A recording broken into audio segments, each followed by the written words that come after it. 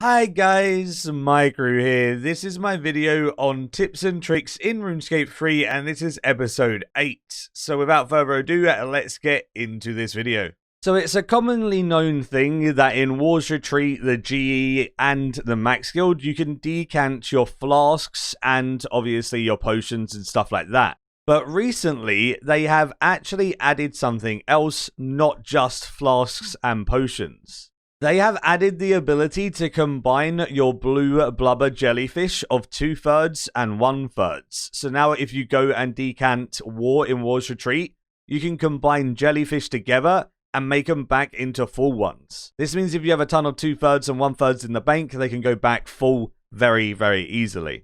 Another thing that's really helpful for the newer players that are leveling up a lot and using a ton of different food. There's actually an ability called Eat Food in your Constitution abilities, and if you use this, it eats the first piece of food in your backpack. So if you're using multiple different types of food, it will eat each food in the order of what it is in your inventory, and then that way you don't have to worry about taking multiple different types of food and keep binding it all. You can keep binding Eat Food and it will eat it all. The Grand Exchange has also had a range of different awesome updates throughout the last year. One of them being a favorites tab, which is so useful. I love this favorite tab for any type of PVM related supplies that I might need. I don't have to go onto the GE and search the item. I can literally just go onto my favorite tabs and say I need some Vuln bombs. I can click it, up it, purchase it, and boom, I'm done. It is so nice having that favorites tab, and you can edit and add new favorites at any point. So if there's an item that you don't need anymore, just take it off, edit it, change it to a different item, and you're good to go.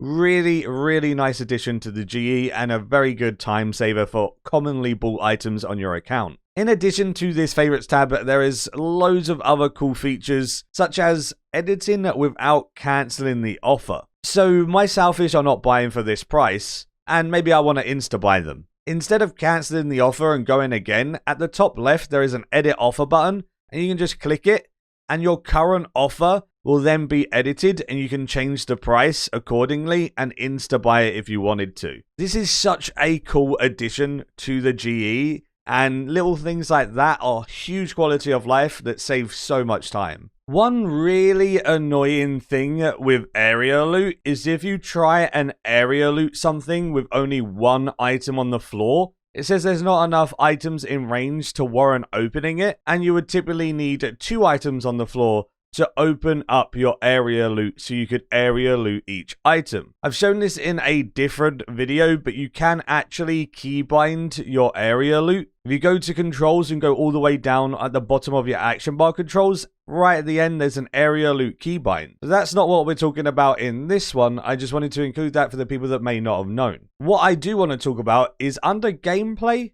item drops, and loot system, there is a new toggle that allows you to open up the loot interface with a single item if you tick it on. So now if I drop only one Selfish and I press my area loot keybind, it will area loot that single Selfish, which is so awesome. This means if you're killing a monster and you're looking for one specific thing, or it only drops clue scrolls, for example, from Hellhounds, a lot of the time you only have one single clue scroll on the floor, and I would have to have dropped something to area loot. Now I can instantly area loot that clue scroll. So helpful.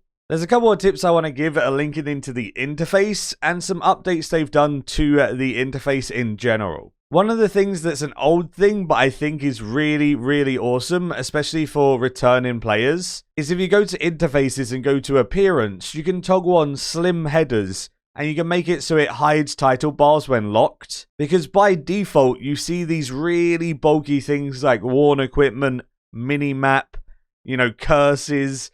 All of these different things are just really bulky and they don't need to be there. So what you can do is you can turn on slim headers and it will get rid of that. And then if you want to hide headers completely and have no bar whatsoever, if you go hide title bars when locked, it completely gets rid of it. I feel like this just makes your interface look a lot cleaner and nicer. If you go to your graphic settings and you go underneath the foreground FPS, it has interface scanning. You can turn this up now. Obviously, for me right now, this is way too large being 150%, but I only play it on a 24-inch monitor, and I know a lot of people play it on 30 to 40-inch screens, and interface scaling is perfect for these type of things. If you have a large screen and you can scale your interface up, that's going to really help make it so you don't have these tiny little, I don't know, inventories on a giant screen. Your inventory will be larger and more accessible. Not only can you change the size of your interface, you can now change the size of your text as well. If you go to the top right of your chat, you want to click on the settings and there is text size. If you click on text size, you can make it bigger or smaller. So this again is really good if you have a giant screen. The text is always so small and it really hurts your eyes to read. So now you can scale the text up if you have bad eyesight or if you have a large screen, and that is really helpful there as well. I personally don't scale it up because again, my screen isn't that large.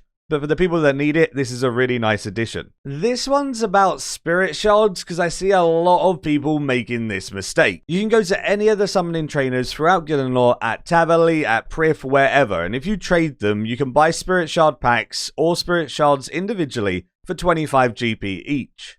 A lot of people will buy a ton of spirit shards for their summoning training, use up everything they can, and then they'll be left with some spirit shards and they sell them on the GE. Never ever sell spirit shards on the GE as they sell for like 20 GP instead of 25. Whereas if you just go back to these shops, you can sell your spirit shards back at 25 GP each.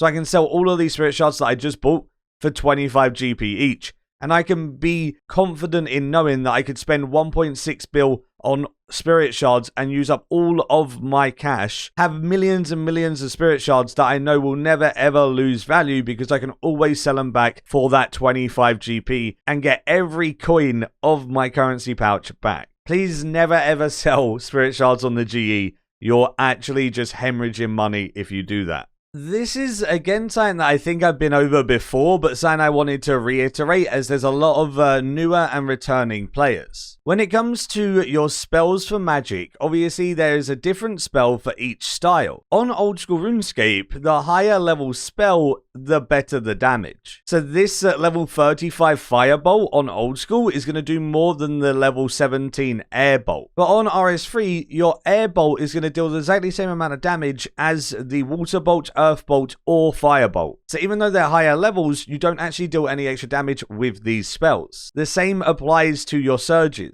So this air surge only costs 5 air runes, but your fire surges cost 5 air and 5 fire. This means you're going to be spending 5 extra fire runes a cast, which you don't need to spend because they deal the exactly same amount of damage. The only place where different types of spells matter is if the affinity of the monster is weak to that certain spell. You'll get a boost to accuracy. So an example would be Fire Surge being better than Air Surge for Krill. Krill is weak to fire spells, so fire spells are actually going to be good at Krill, but against something that doesn't have a weakness or is weak to like range or melee or something like that, then there's no point in changing your spell. And because it only increases accuracy, if you have 100% accuracy, you might as well continue to use your Air Surge as well, even if it's weak to earth or water. As long as you have that 100% accuracy, your damage does not change. Only accuracy changes to monsters with the correct affinity. Don't go around and use Fire Surge everywhere because you're going to be wasting fire runes, and they are rather expensive nowadays. Just use Air Surge pretty much everywhere, except for if you need some accuracy against something that's weak against a different element.